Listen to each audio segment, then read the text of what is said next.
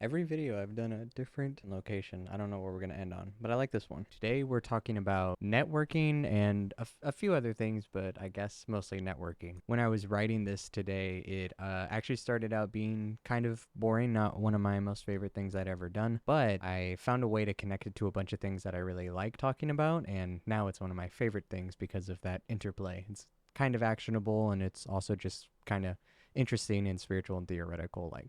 But anyway, here it is. Your biggest networking opportunity isn't at events, Discord memberships, parties, or anything of the like. It's life itself. Make a connection with someone living life while you're living your life, and that connection will be natural instead of a sales pitch. Here's how I try to be open to connections daily. Number 1, listen more than talking. This has been one of my favorite concepts for years, ever since I was in high school, and I heard the phrase, leaders eat last. People love to be listened to, so listen. You could find something in common or that you could collaborate on. You'll have more time to come up with meaningful responses, and simply repeating back what they're saying shows you're listening. Never interrupt anyone. So a lot of this is kind of common sense, but it's really easy when you're excited and you're meeting someone for the first time to kind of try and present yourself in a certain way. But you have to realize that everybody else is kind of feeling the exact same way and wanting to do the same thing. So if you're the person that allows others to do that, they'll remember you for listening. If either you're super anxious or you're super, hyper excited, if you have to say something, just saying back what the person is telling you, basically so that you for sure understand what they're saying, shows that you care and you're listening, but it also gives you a way to engage without talking about yourself. Number 2, be kind to everyone you meet. Neglecting everyday interactions is neglecting the building blocks of learning social dynamics. An act of kindness can go a long way. Be the person who helps someone pulled over on the road. They may be your missing link to an idea or problem. This is something I've always tried to live by, and that just makes a lot of sense to me. Basically, every interaction you ever have with anyone, whether it's just walking about or at the store, is an opportunity for you to practice kindness. It's also an opportunity for you to figure out how you can be perceived as kind, confident, nurturing, someone wants to be around. Everything is always practice if you choose to learn from it and if you choose to actively engage in it rather than just going about your day. Dress to attract the interactions you want. Want business opportunities? Dress professionally. Want spiritual connections? Keep it down to earth. Your attire can set the stage for serendipitous encounters by advertising yourself for specific interactions. So this one, very interesting for me because I've always understood that you want to dress for the part that you want to have. Me personally, I'm looking to be as effective and authentic me as possible. So what I like to do is have a lot less decisions to make throughout the day so I can focus on my most essential things I want to do. So I wear the same clothes every single day, but that's what I want. If I wanted to get more connections or get in bigger rooms with people in my area, I would dress differently. But for me, I kind of want to do my own thing, so that's how I dress. I strive to keep up these principles daily. It's not always easy to bite your tongue or let someone drone on. But if no one ever lets that person drone on, and you do, they will hold you in higher esteem, and you never know who they might be. So the equation is all the principles plus volume equals more luck. Quick story. Tyler, the creator, said he found Rex Orange County on YouTube, and the song he heard that he thought was amazing only had 6 views at the time. You never know who is watching, how you carry yourself in the world, how you carry yourself online,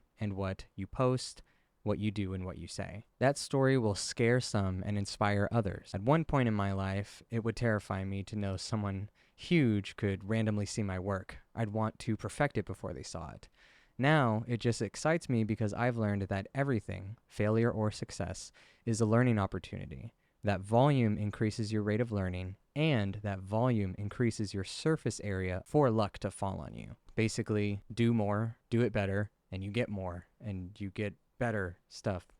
Another way to look at it is kind of just unlimiting yourself. A lot of self-development and self-help and all this personal stuff is really just you learning how to uncondition yourself to believe in yourself and to be more childlike how you used to be.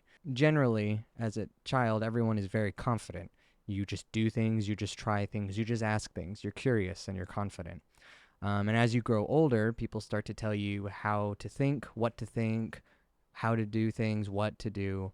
and you become less and less confident because you start to think more and more about what people will think, or whether what you're doing is what other people said you should be doing, or whether it's the right or wrong thing. Right or wrong thing being subjective. Come here, puppy. Good girl. Good girl.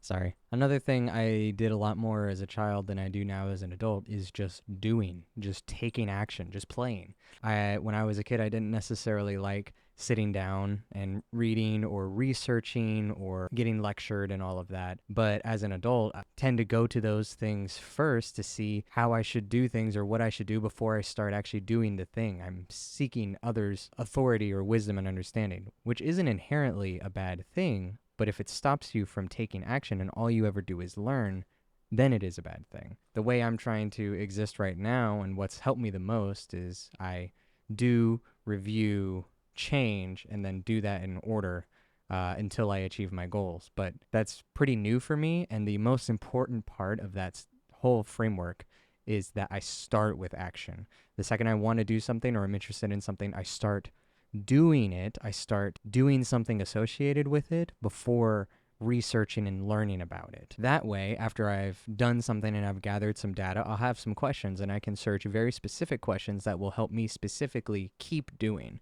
I'll change and then do some more, and I just keep doing that over and over again. Summary and conclusion. Be kind to everyone you meet and meet again. Volume of social interactions increases luck. Quality of social interactions increases opportunities. Show everybody everything. You never know who is watching. Do more things. Volume of work increases luck. Competence turns to confidence. By simply doing more and doing it better, you will definitely change your life. But I guess that's the answer to most questions in life, so it's a bit cliche. But yeah, that's my plan for life and plan for turning life into networking. Try it out. Let me know what you think. Peace.